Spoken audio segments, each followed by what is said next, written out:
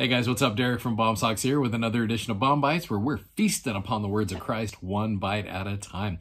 Hey, I hope you enjoyed that little 3-day event that we just did to help you understand a little bit more about how to be a good member of the church. Not even how to be a good missionary, just how to be a good member. It was so cool. Last night I was just listening to a podcast. It was actually, part of it was called The Art of Neighboring. It was done by a guy who's an evangelical pastor living over in Denver. And he was talking about neighboring. It was with a member of the church as well. And I thought it was just kind of a cool little thing. But he said a mentor of his said something that was so cool, and I loved this phrase. He said, "We don't do this to convert people. We do this because we are converted." Isn't that such a cool phrase? That's really what it should come down to.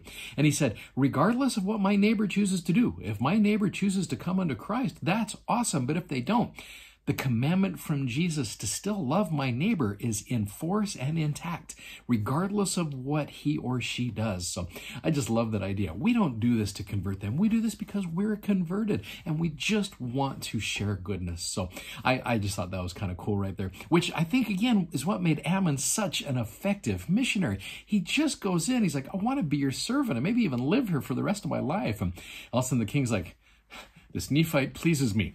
Get one of my daughters. And you got to watch the video the church put together for that. They could put kind of a fun little spin on that when he says, I'd like you to take one of my daughters to wife. So anyway, that's a cool thing right there. But King Lamoni is just impressed with Ammon to the point where he is ready to start praying to a God that he was just introduced to by Ammon. Ammon totally outlines the plan of salvation to him. And this king, this good, wonderful King Lamoni, down in chapter 18, you go down to verse number 41, where he begins to cry unto the Lord, saying, O Lord, have mercy according to thy abundant mercy, which thou hast had upon the people of Nephi.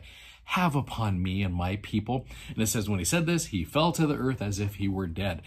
And he is out for 2 days. And as I was reading this, I'm thinking, I'd love to know what takes place in that little 2-day spiritual coma. It happened to Alma the Younger. It has happened to King Lamoni. I wonder who is doing the tutoring. I have no idea what goes on over there. But these men come out of this coma having an understanding of the redemption of them by Jesus Christ. So you get over to chapter 19, and King's in this 2-day coma right here. And the people are coming to his wife and saying, he's dead. Now in this chapter, we are introduced to 2 righteous women in the Book of Mormon. 2 just wonderful rock star ladies in the Book of Mormon. You have, first of all, King Lamoni's wife. It talks about how she had heard the fame of Ammon. And what does she do? She sends for a servant to go and find him. And she said unto them, the servants of my husband have made it known unto me that thou art a prophet of a holy God, and that thou hast power to do many mighty works in his name. If this be the case, I would that you should go in and see my husband, for he has been laid upon his bed for the space of 2 days and 2 nights. And some say that he is not dead, but others say that he is dead, and that he stinketh, and that he ought to be placed in the sepulchre. And then you've got this such romantic love for wife to husband. But as for myself, to me, he doth not stink. That's such a cool little phrase right there. Now, this was the thing that Ammon desired. He knew that King Lamoni was under the power of God. He knew that the dark veil of unbelief was being cast away from his mind, and that the light which did light up his mind was the light of the glory of God. It was the same thing that Ammon had experienced to a certain degree as well, as he watched Alma the Younger, his friend who he used to be kind of partners in crime with, if I could use that phrase. He'd watch that happen, and he's like, I'm so happy Lamoni is going through this similar thing right here. It says, which was this marvelous light of his goodness, yea, this light that had infused such joy to his soul, the cloud of darkness having been dispelled, and that the light of everlasting life was lit up in his soul. Yea, he knew that this had overcome his natural frame, and he was carried away in God. Ammon just looks at her and says, he is not dead, he sleepeth in God, and on the morrow he shall rise again. Therefore bury him not. And then Ammon says to her, believest thou this? And she said unto him, I have had no witness save thy word, and the word of our servants. Nevertheless, I believe that it shall be according to what thou hast said. Oh, what a good woman. And verse 10 is such a cool phrase. And Ammon said to her, blessed art thou because of thy exceeding faith. When something is exceeding, it is going over the normal limits of what you have room for. It is exceeding. When you exceed the speed limit, this woman's faith is exceeding. I say unto thee, woman, there has not been such great faith among all the people of the Nephites.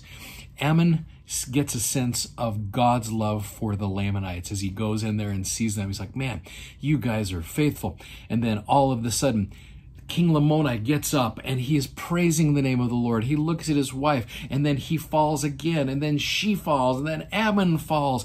And then all of a sudden everybody's just falling right and left, and you are then introduced to another wonderful, faithful lady, and her name is Abish. Oh, this lady's so cool. In verse 16 it says, Abish, she having been converted unto the Lord for many years, on an account of a remarkable vision of her father. Oh, I wish I knew more about that, because that had to have an impact on her.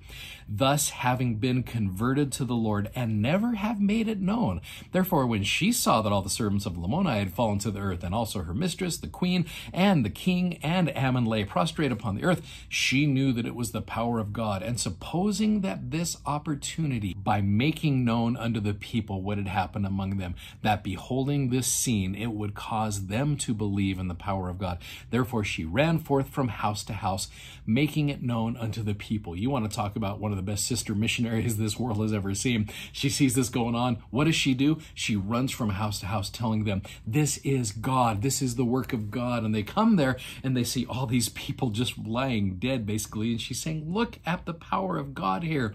And then all of a sudden the people are like, oh no, and Nephi did this. And one guy comes in and goes, that's the guy that killed my brother. And he raises a sword to kill him, and he drops dead, literally right there.